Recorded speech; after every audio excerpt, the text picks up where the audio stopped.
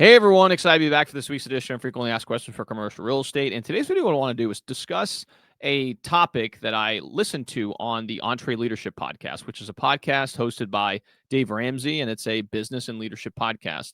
There was an episode that I was listening to of a flooring contractor that was debating whether or not to sign a lease at a prime retail spot with to increase his overhead to potentially have more brand recognition and generate more sales over a longer period of time. So in today's video, I'm going to explain whether or not that would be a good idea for this particular flooring contractor, and also explain the pros and cons of doing that depending on what your business use is. So before I have this video, I'd greatly appreciate if you can like and subscribe to this channel.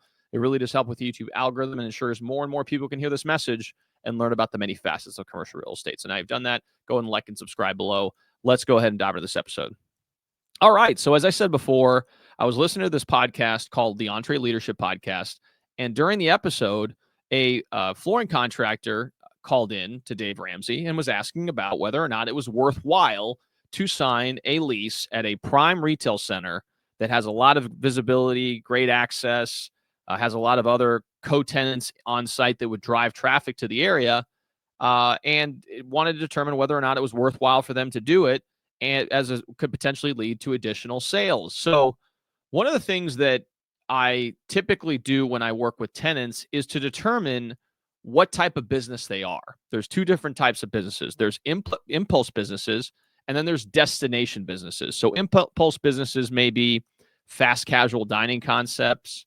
It may be anything really related to the food and beverage industry. So imagine you're driving down the street and you see this massive pylon sign for Chick-fil-A. That in and of itself is one where you're hungry, maybe you haven't eaten in a while. You say, okay, well, let me just stop in real quick and grab something from Chick-fil-A. The impulse buyer, the user that is making a decision in the moment about whether or not to purchase something, that in my opinion is a tenant that would benefit from being in those prime locations, the end cap spaces, the outlot spaces, because that you probably are going to capture a good amount of just users that are driving down the street that all of a sudden impulsively decide to come in and grab something real quick before on their way home. And so those types of users would, in my opinion, stand to benefit immensely from being in those prime retail areas. And as far as impulse buyers, you can think, or impulse uses, you can think of a variety of different types of uses. The most common one is those fast casual food and beverage type businesses where the cost to buy something is relatively low and the entry point to get in and out is very easy. So that's one that I would recommend would benefit from something like that.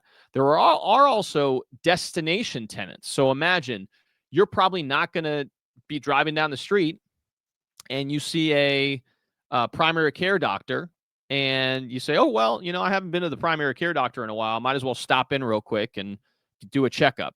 The likelihood of you doing that is very slim. Most of the time when you're seeking out some of these services, you're going to sit down, you're going to do research, you're going to find out exactly where they are, and then you're going to go to that place and receive the services. So types of users that could benefit as far as a destination tenants, those are medical services. Those are, some contracting services. In this case, let's go back to the flooring contractor.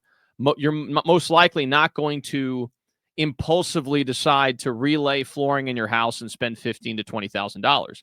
If you're thinking about whether or not you want to do that, you're probably going to take some time, sit down, do some research online of the contractors that kind of meet that criteria, what type of reviews they have. And then at that point, you may decide to go into the showroom and look around and decide whether or not to move forward with that contractor. So to answer the question before regarding this particular user, although it may give them a little bit of brand recognition and may be, a nice ego boost for the owner to have a retail store right in the midst of everything, the likelihood of them translating to a significant amount of increased sales is probably much less likely than he would think.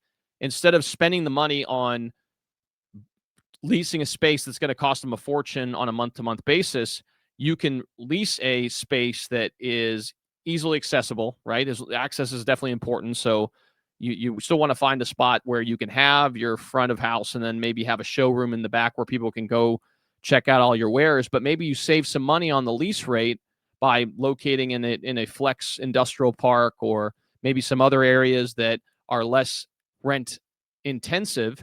And then you could take that money and spend that on your marketing efforts, spend that on your efforts to be able to get more recognition online. So in those industries, I would almost always suggest to look at the cost effective option, to where you have more space at a lower rate to be able to have your showroom, to be able to have all the things you need, and yet spend that money now on customer acquisition.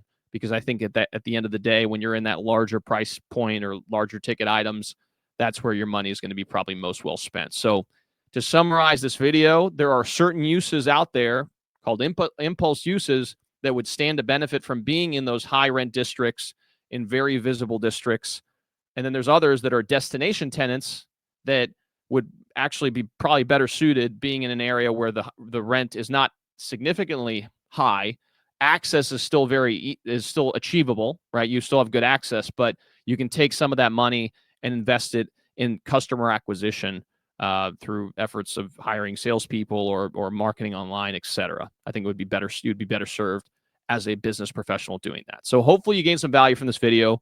Hopefully you understand now why leasing space in a high rent district may or may not be right for you, depending on whether you're a impulse tenant or a destination tenant. If you guys like this channel, please like and subscribe. It makes a huge impact on our ability to reach a broader audience, and we greatly appreciate the support. Along with that, if you guys want to buy, sell, or lease commercial property here in the Louisville metro area, I'd be happy to help you with your search. Feel free to give me a call at 502-536-7315, or you can reach me via email at Raphael at sumcg.com, Raphael at sumcg.com. Thanks again so much for tuning in, and we'll see y'all next time.